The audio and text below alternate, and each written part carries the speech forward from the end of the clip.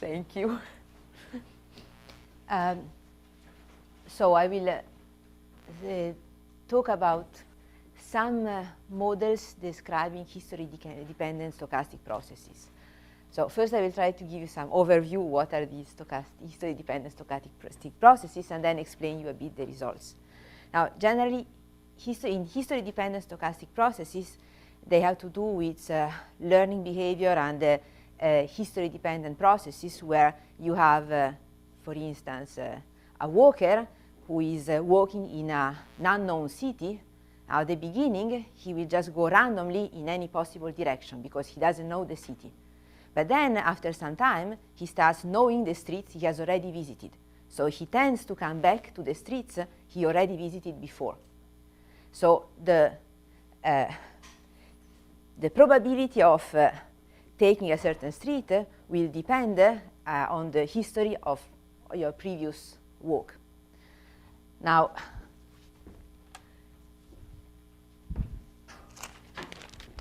the most easy walk of this type is to describe is the edge-reinforced random walk.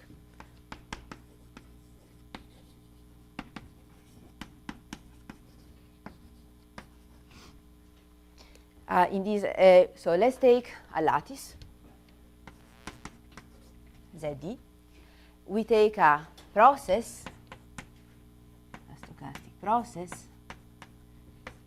xn. So n is the time, and at each n, our process takes value on some points of this lattice.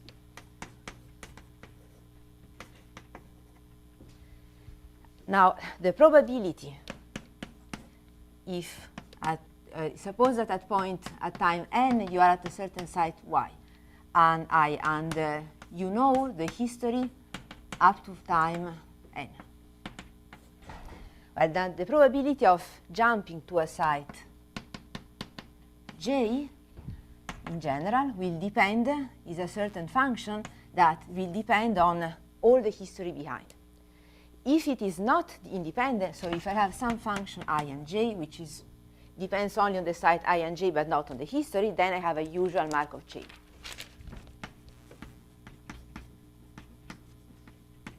Well, in general, it depends on the history.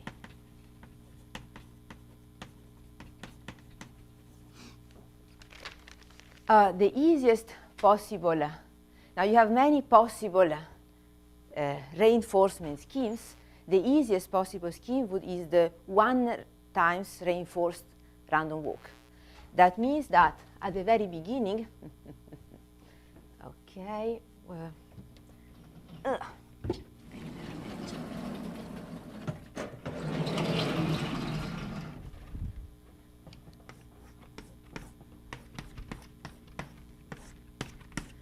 at the beginning, you give some initial weights, some weights AE to each edge. So at time 0, if I am at site I, the probability of jumping at site j is given by knowing that x0 is I, is just a ij divided by the sum over all the edges touching I of AE. So this is our initial probability. Now, suppose that you jump to, nearest neighbors or not? let's say just nearest neighbors. You can take any graph. You can do this. Here I'm doing ZD, but in truth, you can do any graph. So in that case, it would be the edges of your graph. OK, so let's say you jump to a first site I1. Now, the weight of this edge will be updated by 1. Then if x1, suppose is I1, then AE1 goes to AE1 plus 1. Now, you are here, now you look at the probability of jumping somewhere else. You do exactly the same procedure, but this time this weight has changed. It's larger. So you are more likely to come back. Now, in the once reinforced scheme, you never update this edge again. you update it only the first time you pass through it. And then it will just, the weight will be forever just 1 plus the initial weight. And then you keep going. And then you can ask, is this walk transient or recurrent? And you may think that it's kind of obvious that, well, in 1 and 2D, the usual random walk is recurrent. So if I am more likely to come back, it should be even more recurrent. But that's not at all that obvious. And actually, this is a hard problem to study. Presumably it is true. It's presumably true, I agree. OK, now, this scheme seems very easy, but actually the problem is very hard.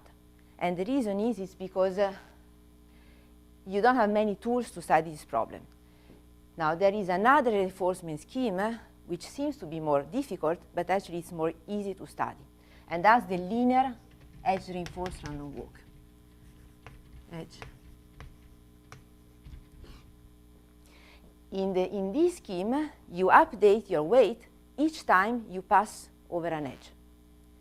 So each time I add 1. So this time, if the probability that xj is, xn plus 1 is j, knowing that xn is I, and knowing the history behind, xn. Well, this is going to be aij plus, I call it the sum of all the edges touching I of ai plus ne. Where now this is the number of times I crossed the edge E in any direction up to time n. OK. In this case, it's more or less the same thing, except that this time it's even more reinforced, because the more times I pass, the more likely I am to come back. This process is easier to study because in this case, you can represent this as a mixture of reversible Markov chains.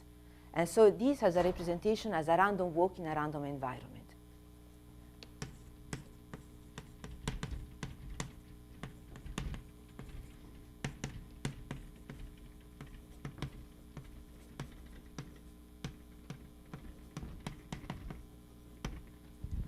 OK, what do I mean by this?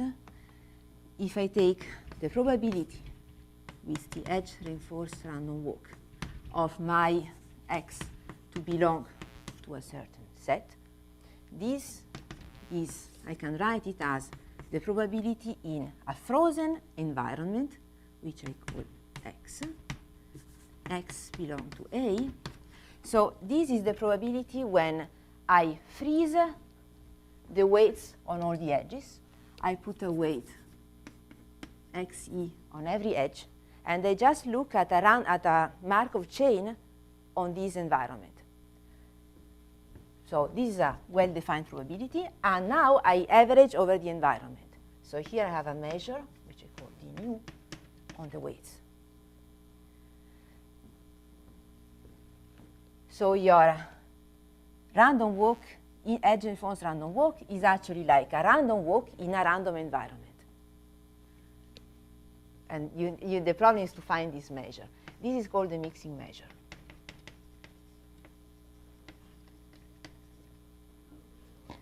Can I think of the AIs? I mean, it's important that, the initial AIs, they can just could be 1, or is that? The weights, the initial weights? The initial, if you saw the time t equals 0, the AIJ. Yes. It's important that they are random, or could I just think of them as being 1, let's say, These AIJ, these weights, these are fixed weights. They are not random. Okay. Yeah.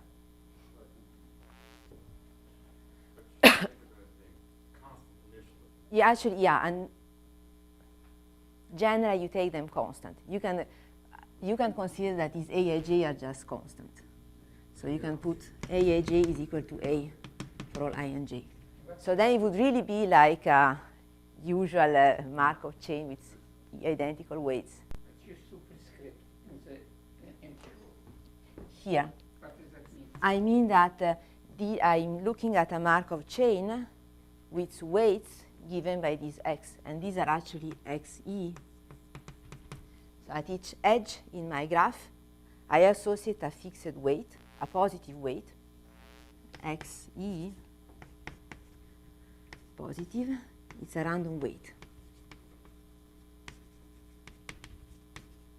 But when you say probability x, capital X belonging to A, is that at some fixed n, some fixed time, or is it? No, this is the fact that, well, this could be the probability that my process up to time n is equal to a certain number of points. So that you have a certain, this is the probability that you have a certain path. And, well, yeah, it's up to time n, you're right. I mean, this relation is true only on a finite volume. I mean, I'm not taking, this is not true, or it's not proved to be true. You can do something, but you have to take not ZD, but you have to take a finite graph. But what is capital A? Or any event in the sigma algebra. Any? Event in the sigma algebra. So it could be the probability that x1, xn is equal to a certain I1, In. Yeah, And any combination of these, I mean, or the probability that it could be an event like, what is the probability that, that's what often you study, the probability that I take a certain ball of a certain radius, what is the probability I hit the boundary before coming back? Or, I mean, any kind of event. The probability of any kind of event can be written as the probability of the same event, but in a frozen environment. So for these, this probability would just be the product of the jumping rates between these any these 2 points. Depends on n or doesn't depend on n? This? No, this is the environment. You say frozen. No, it doesn't depend on n. The frozen environment has nothing to do with n. It's frozen for all time. No. No, the mixing measure depends only on the volume. I mean, you fix your volume, and now you look at your random process up to infinite time. But you are in a finite volume, so your work cannot just explore your finite volume for all times. And then that's the mixing measure you get is the mixing measure for this process. But if you ask at 6 steps, I'm at a given edge. And that Yes. You say that is given by a fixed environment? At a fixed time, Yeah, I'm asking that after the 6th step, yes, I went from a given edge. yes. So in that environment, and if I ask, what if after the 10th step I went from that edge, I get the same answer or Yes. different answer? The same answer.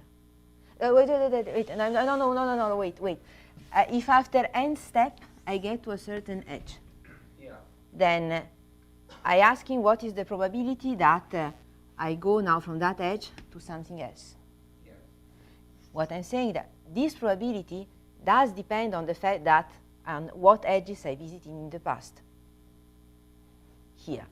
So This probability depends on what was happened in the past. What I'm saying is that I can always write this as the average over these random weights, and this mixing measure has nothing to do, doesn't depend on what was the history here.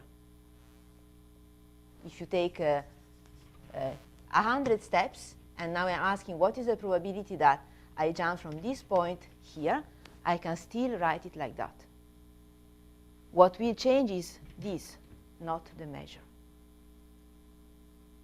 What you will have to ask is, if I had a normal Markov chain, what is the probability that after 100 steps I am here and then I jump to the other point?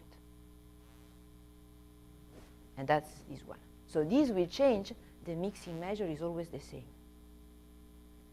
And the reason is actually the way they get it. I don't know exactly how it works, but I know that what they look is some average time, the number of time, average number of times you visit a vertex, and you do this in the infinite time limit.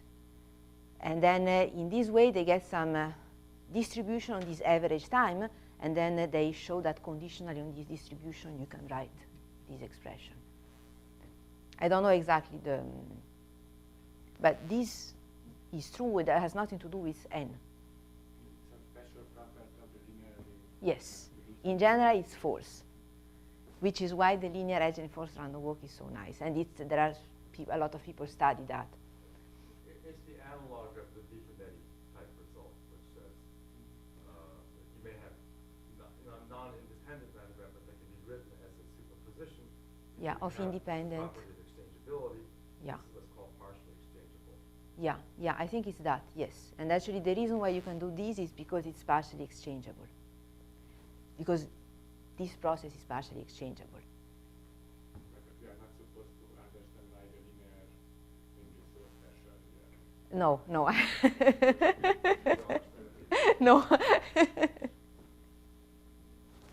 I'm not no, I'm the okay, no, we just know that there is this nice thing happening. Okay.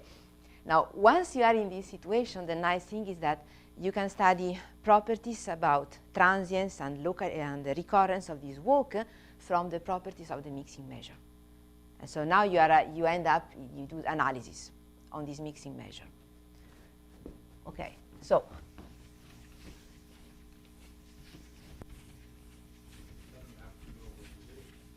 I should not have sorry, I should. Before going on, what does it mean, this strange initial parameter? This parameter A. What is the meaning of these initial weights? Actually, these initial weights tell you how strong you reinforce the walk. So, let's take AE constant.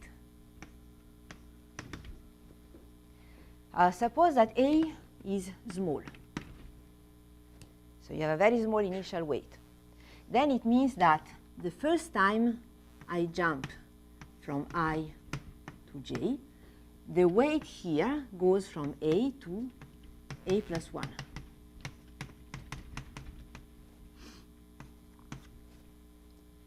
So you see, actually, since A is very tiny, adding 1 is a big change.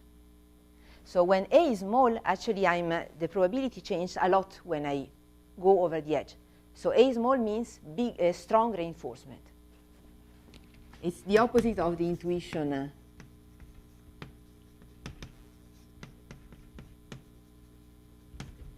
if all the A's are the same, isn't that just a scaling? Whatever you call it. The one is not the same. Sorry. Yeah.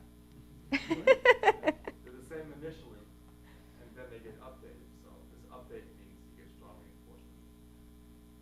At the beginning, they're all the same. The moment you visit an edge, you are updating that particular edge. So all the others have small weight, and that particular edge has a big weight. Then you visit it again, then it becomes even larger. So you create a lot of differences. Okay, if A was large, I do the same thing. But this time, I notice that since A is large, the variation is very small. So I'm not really doing much when I update my edge. So this is weak reinforcement.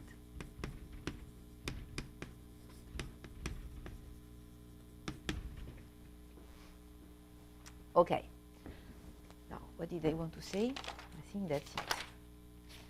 Yes. Okay. Now, what is known about these linear edge reinforced random walk? I don't manage.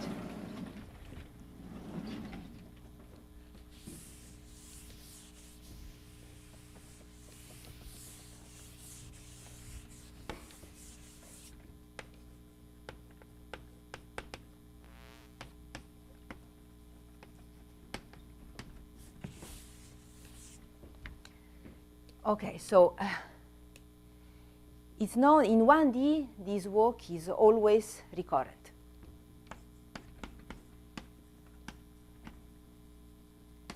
For all choices of the strengths. And when I say recurrent, I mean positive recurrent.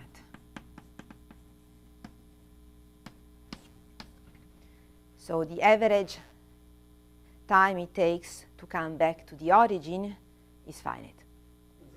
For the linear or For the linear reinforced random walk. Now I'm talking only about linearly edge reinforced random walk.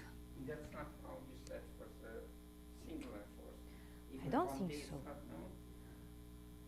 1D is not. Hmm? 1D. For 1D. Yes, it is not known. Yeah, it's not. Do you have any more precise information than you common? Sorry? Do you have a more precise information than you common? I mean, like, I don't know. Worldwide. Well, you know, it's exponentially localized. It's Localized, actually.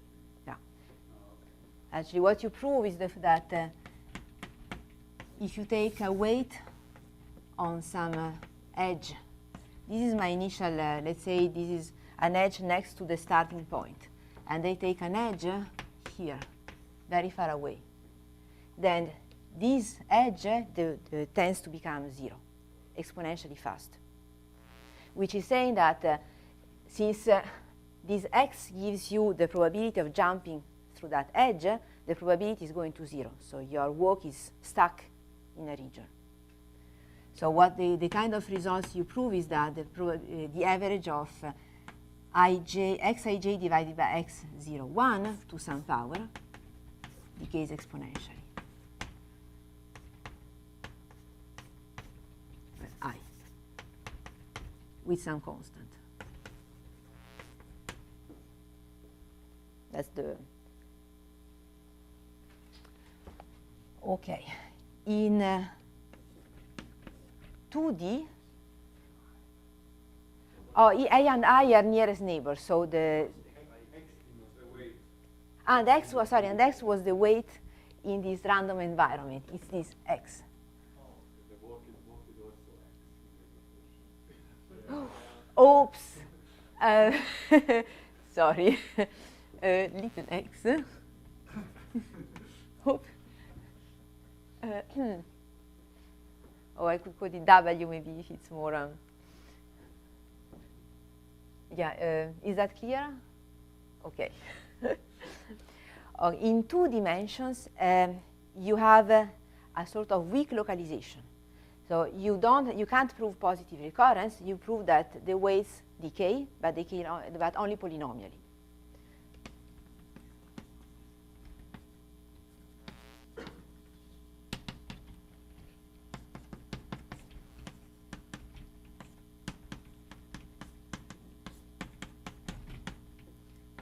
I to some power.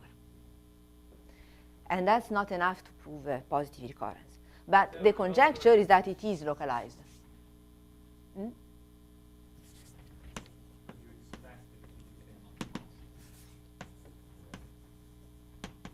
Actually, the conjecture is that you have exponential localization. Actually, you can work on different graphs. You can work on trees, and on trees you can prove that there is a transition.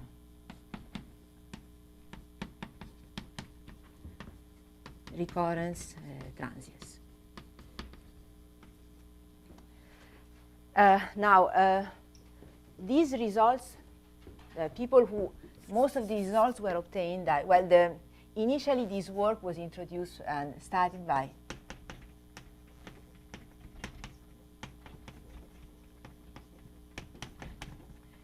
and most of the results in 1 and 2D were obtained by Franz Merkl and Rolles. But there is a full list.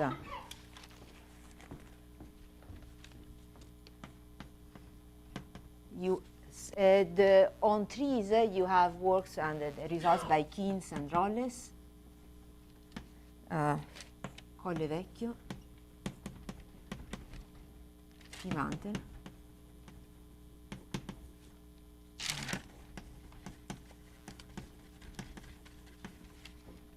And I'm sure I'm missing someone. Yes, there's no formula in 1 dimension for the probabilities that you are at a given edge at time n.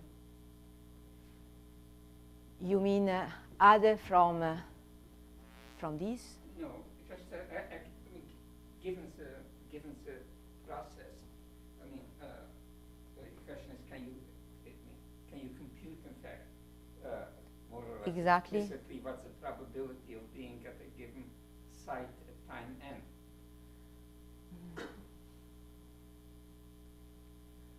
You would think I in one guess. dimension it should be possible to do. I don't know.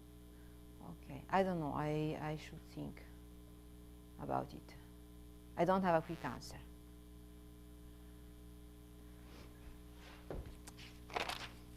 Okay, now this is actually, there are other, more recently,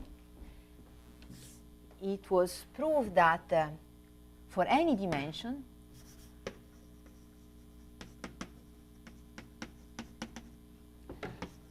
for all the bigger or equal than 1 at strong reinforcement,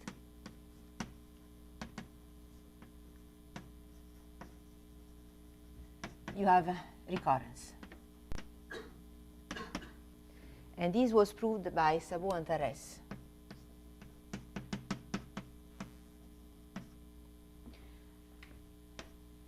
And at d equal 3, sorry, d bigger or equal than 3, for weak reinforcement, you have transience.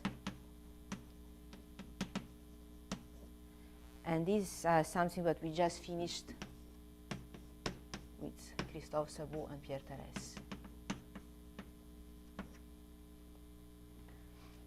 But is strong and weak? So strong means strong reinforcement means A small, and weak reinforcement A very large. When you say A small, means the maximum of A. Is small. But when you say A large, what do you mean? You say the minimum of A is big. All A's are bigger than something.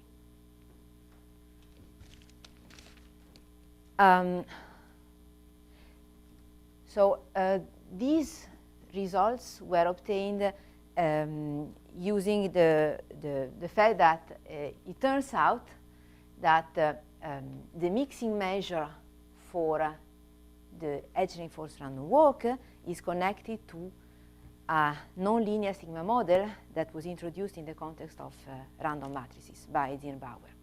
So you can use the techniques that we developed with Martin Zirbauer, Tom, to prove these results using the analysis on this mixing measure. In this recurrence result here, is that also with exponential localization? Or? Here, yes, it's with exponential localization.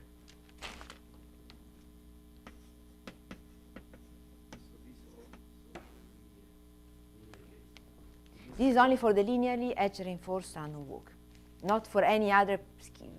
If you take any other scheme of reinforcement, I have no idea. But in this case, you can write the problem in this form. Exactly. But still, they cannot use that representation to get the result. Actually, yes. I mean, the reason why you can do this is exactly because you have this. And then you can relate this measure to another measure. Do we know more explicitly what the mixing measure is? Yes. You can write, I mean, for the edge reinforced random walk, the mixing measure is no explicitly. I will write it. What else did I want to say? That's it. Oh, so, sorry, I forgot. And there are here, these, just more or less at the same time, there was also another proof by, wait, I'm not going to put all the names if I don't check. So it's, so it's also Omar Angel, Gadi Kozma, Nicola Crawford. This proof is using more, you look more at the linear edge reinforced random walk. And what you do is that you jump back and forth from looking at your random walk in this picture and looking at your random walk in the frozen environment. So you use less the properties of the mixing measure, but you do need a mixing measure. Otherwise, you don't have this, you cannot jump between the two. So any proof I'm aware of uses in a way or the other the fact that there is this mixing measure.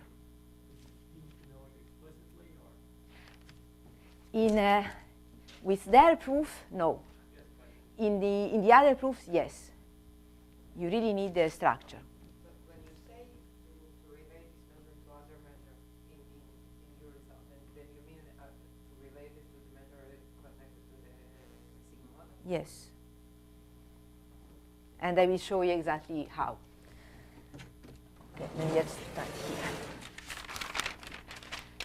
Now, there is another, now you could ask, well, could I do something on other history-dependent stochastic processes?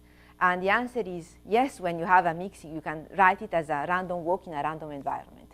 Now, there is another history-dependent process which is related to the edge reinforced random walk. And that's the vertex reinforced jump process.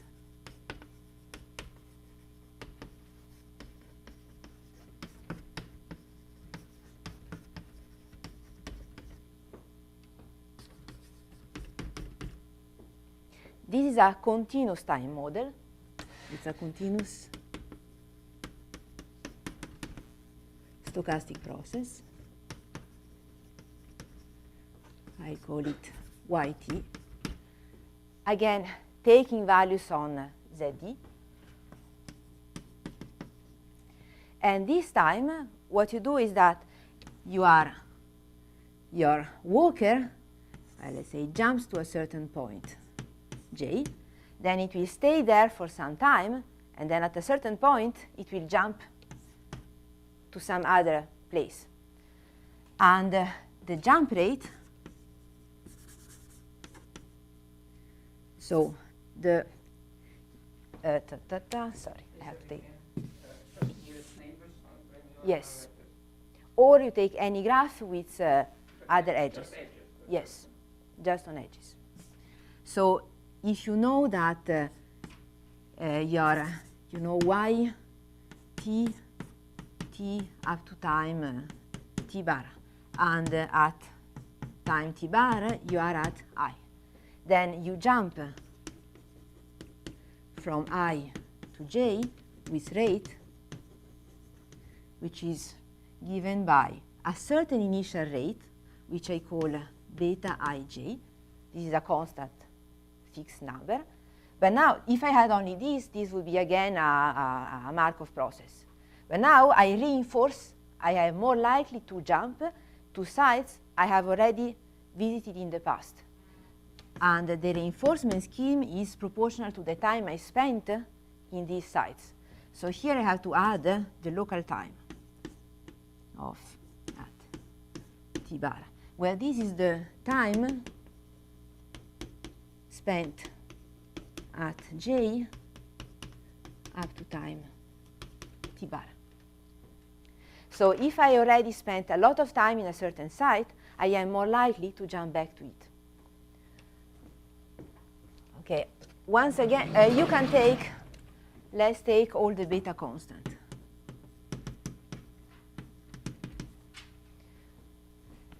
Once again, what is the meaning of this beta?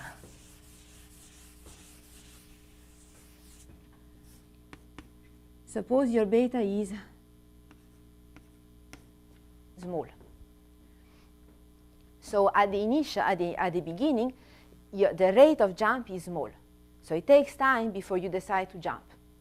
Since it takes a long time before you jump, you are spending a lot of time at the initial point I. So you are at I. You spend a long time, and then suddenly you jump. But now this means that the local time here is big.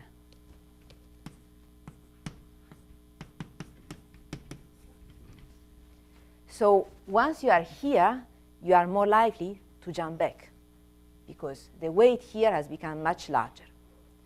So beta small, you have strong reinforcement.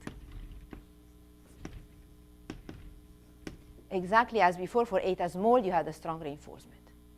If beta is large, well, then the rate is very big at the beginning. So you jump almost immediately to the new site. So you didn't spend much time on the initial site, and the local time didn't change. So you have a weak reinforcement.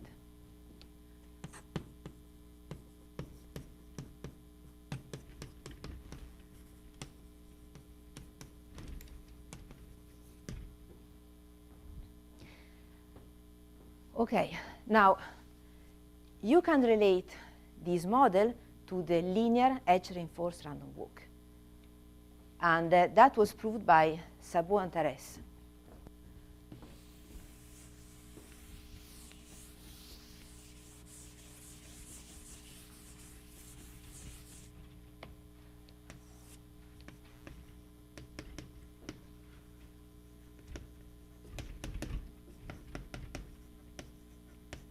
Linear edge-reinforced random walk.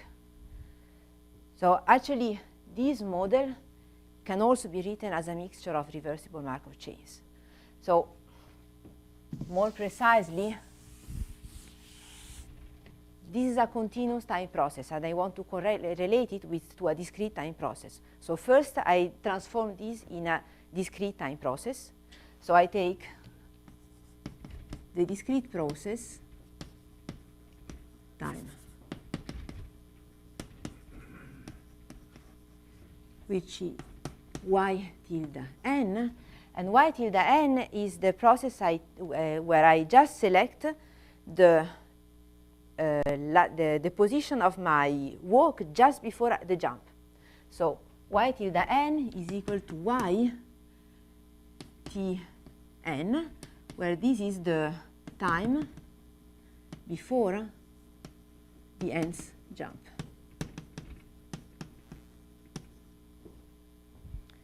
So now for this process is related to edge-reinforced random walk in the following way. So Sabot and Tares, they proved one, that tilde n is a mixture of reversible Markov chains. So the probability of, in this DRGP, of E tilde in a certain set A, that's an average over the probability on a frozen environment with a measure d mu of W. So again, I can see this as a random walk in a frozen environment, and then I have a mixing measure for this environment. The nice thing is that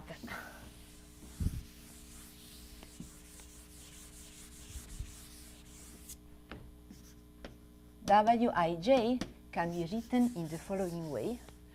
This is beta ij exponential ti plus tj, where tj is some real variable, and the measure is actually a measure on these t variables. And this is exactly the measure from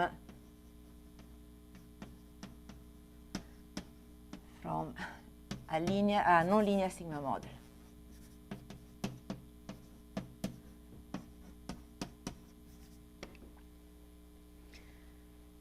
Moreover, if now I take, the vertex reinforced jump process is characterized by the initial weights that give the reinforcement, strong reinforcement or weak reinforcement. So this probability depends on the parameters beta. So this probability here also, the mixing measure depends on the parameter beta. This W is actually a beta exponential ti plus tj. Now, if I make these parameters initial weights random variables, and I take an average, what I end up with is a linear edge-reinforced random walk. So a linear edge-reinforced random walk is like a vertex-reinforced jump process with random initial weights.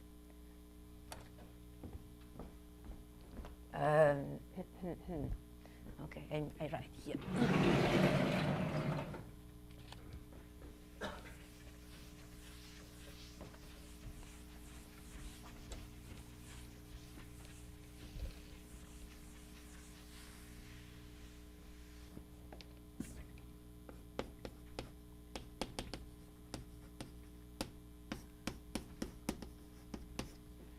This is the integral of the probability, depending on some parameter beta, x in A d rho beta. And the betas are independent. I take independent random variables with a gamma distribution.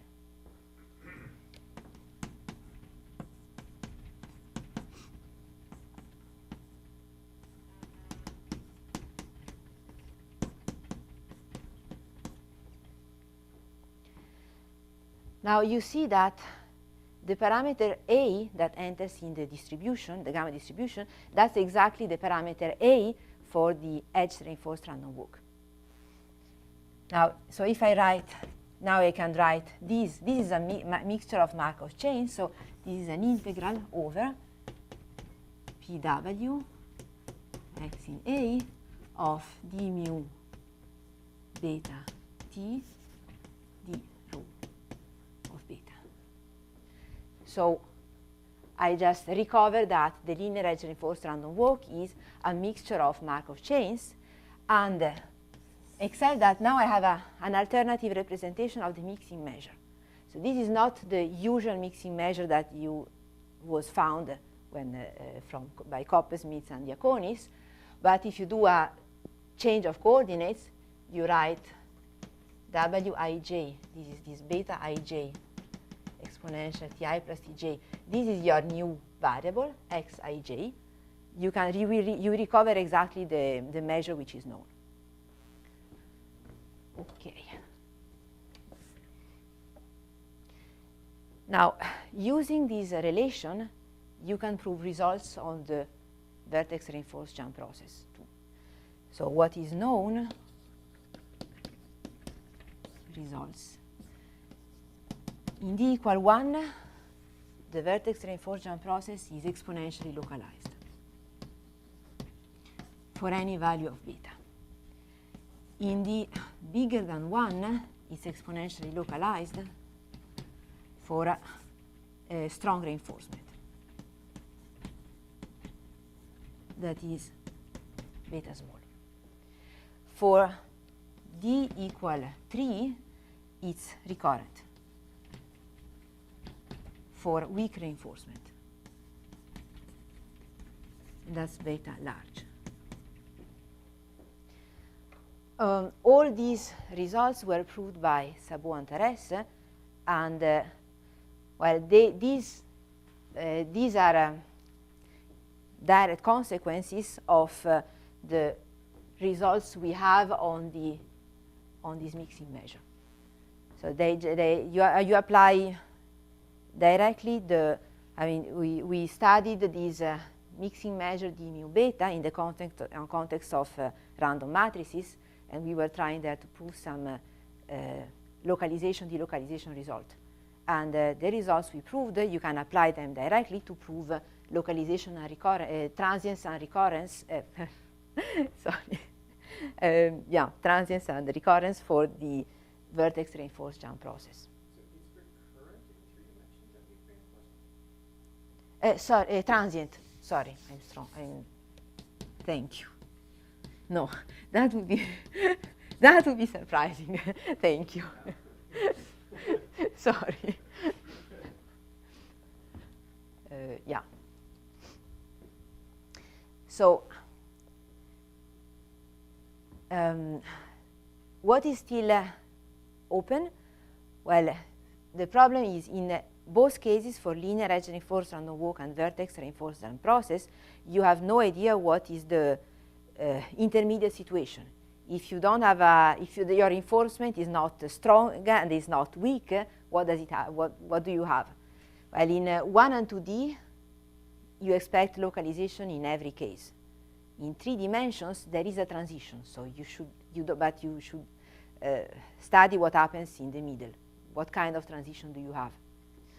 And there is always the problem of 2D. In 2D, you have results. For the vertex reinforced jump process, you know localization only for strong reinforcement. For the edge reinforced random walk, you know something more. You have this weak localization result, but that's still not giving you what you expect. Now, the funny thing is that you can apply directly the results we have on this nonlinear sigma model, but for some there is a technical reason, so that in 1 dimension you get an automatically exponential localization for any value of beta. But the second you go to a strip of width 2, the techniques we use here break down completely. And that's because 1D is really special. So the question is, well, even if you cannot get localization in 2D, could we prove at least localization in a strip of finite width? And that was what I was hoping to talk about, but I will just state the result. So the last result is the recent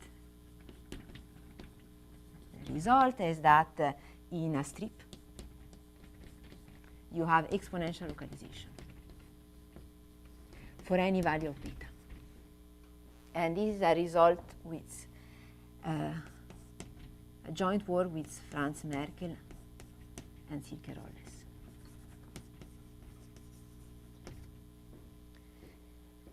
Now let's see, I have 10 minutes, so I may give you a little idea of what is the kind of techniques you apply here.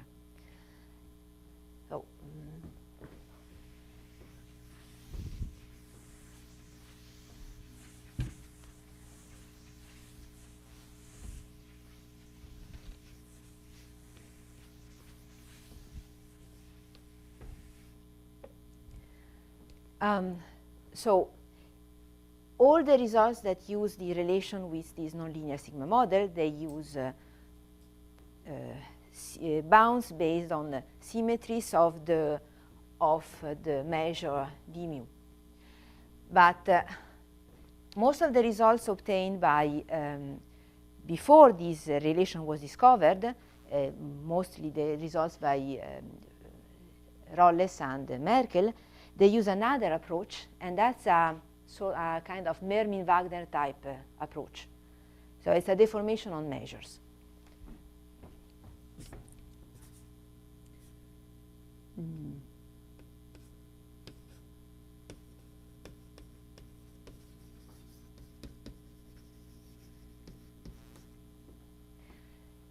So the idea is to write, we want to study the following object. We want to study the average of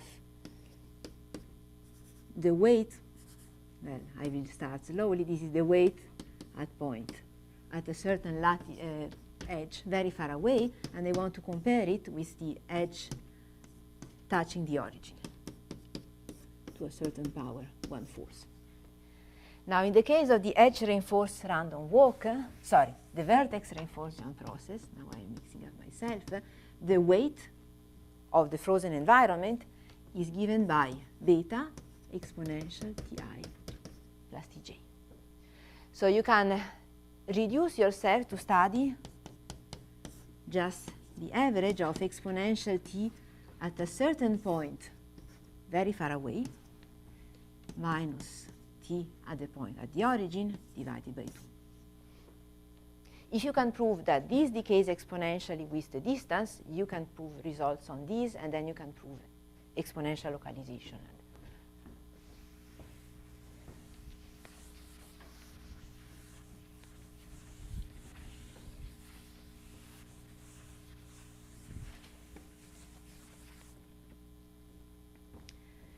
Now, this observable I want to average is positive, always.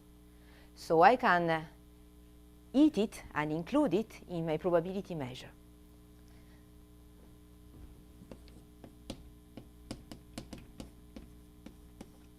So I can define a new measure, which I call dp. 0L, to remember that it has to do with this observable, is given by, I'll call this little h, so I won't have to repeat it each time, d mu, divided by the normalization. At the beginning, here I have a probability measure. It's normalized by 1. Now it's no longer a probability measure, so I have to divide by the normalization. And the normalization is exactly this average. So it's exactly what I want to find.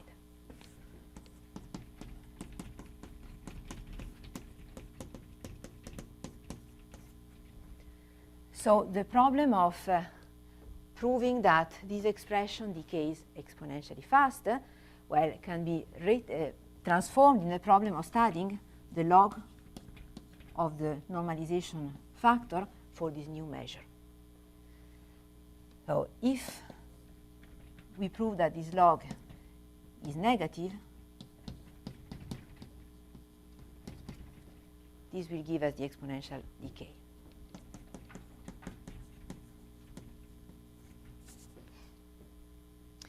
Now, here comes a nice trick.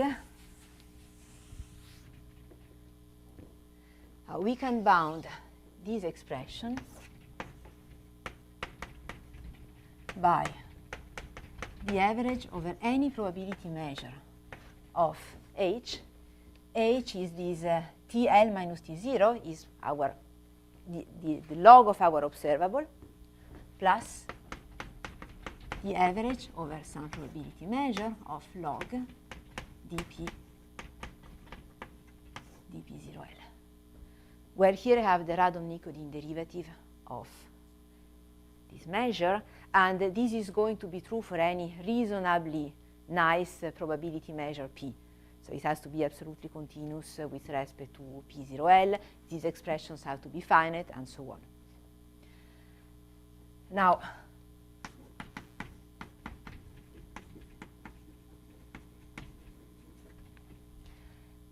if this is always true for any probability measure, if I take P equal to P0L, this new measure, you see that here I get 1. So log of 1 is 0, so this term is 0. And I just have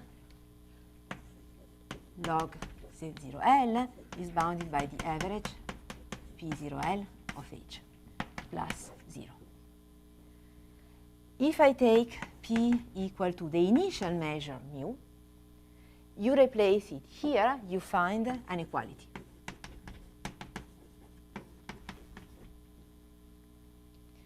So the initial measure mu is actually the minimizer for this expression. Well, this is not very interesting. We want to show that this object is negative. So we want to try to find a P that allows to get a good bound on this log. What we have to fight with this term. This term is positive. So whatever you do, this term will give you something in the wrong direction, because you want to prove that this expression is negative. So whatever you put here, this will be a positive number, and you must find a P which gives you a negative contribution here. And this negative contribution should be enough to kill the error here.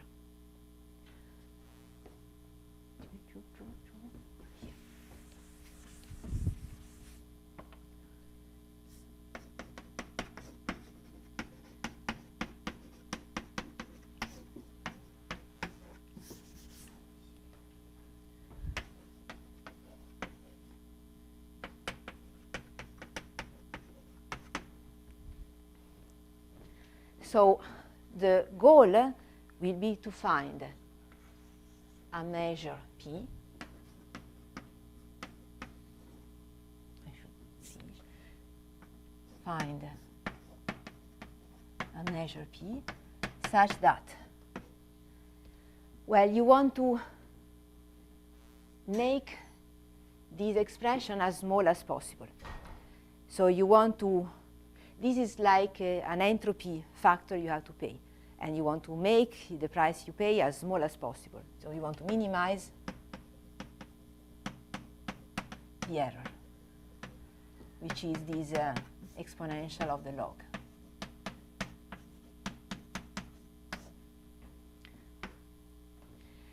And well, your P should allow you to approach the initial measure mu. If your conjecture is true and this log is really negative, it should be more negative at the minimum. So the best would be when you can take mu. Of course, then you don't get anything. So mu should be, P should be near to mu. Now, you see that this expression, this is 0 if P is the interpolated measure. So somehow you have a measure here, mu, and a measure here, which is this new measure, this interpolated measure. If I am here, I am paying no error. This is 0. But what I want is to be near to this point. So what I'm going to do is a deformation. I take a measure, which is actually, this is a large deformation because I'm going to get very near to mu. But I want to choose this in such a way that the price I pay is small. So in this sense, this is a Mermin-Wagner type argument because you are trying to show that some large deformations of your measures don't cost a lot of energy. And I think I won't be able to go on very further.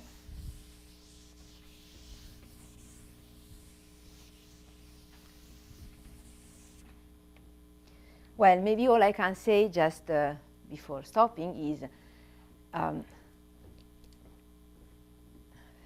Merkl and S, they made this argument in 2 dimensions for the edge-reinforced random walk.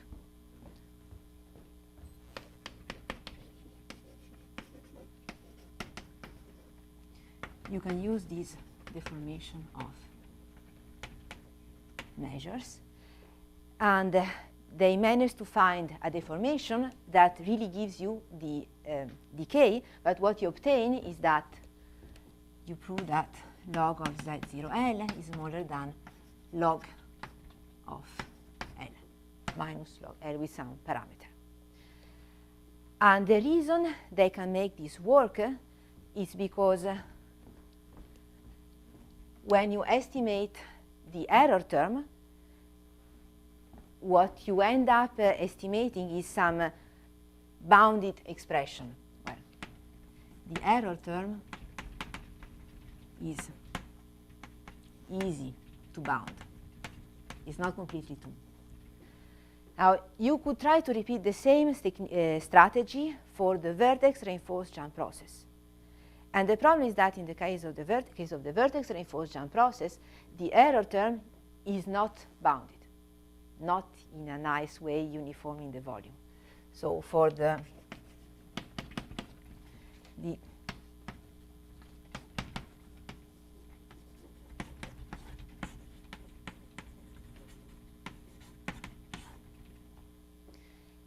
which is the reason why we couldn't do yet the 2 decays for the vertex reinforced jump process. So what we did is to say, well, let's say that instead of, I will choose a deformation that is only when my error term remains nice. So I will deform only when my variable t doesn't get too big. And what you obtain is that then your error term is bounded, but then you have problems estimating this term. And so what we did is to estimate this term and prove that this term really gives you a negative number where we had to go through transfer matrix. And so this works only in a quasi-1D structure. So what we did was, well, first we choose a deformation that is adapted in such a way that the error term remains small. But then we have to estimate this object, and this is estimated through a transfer matrix. And I think I should probably stop here.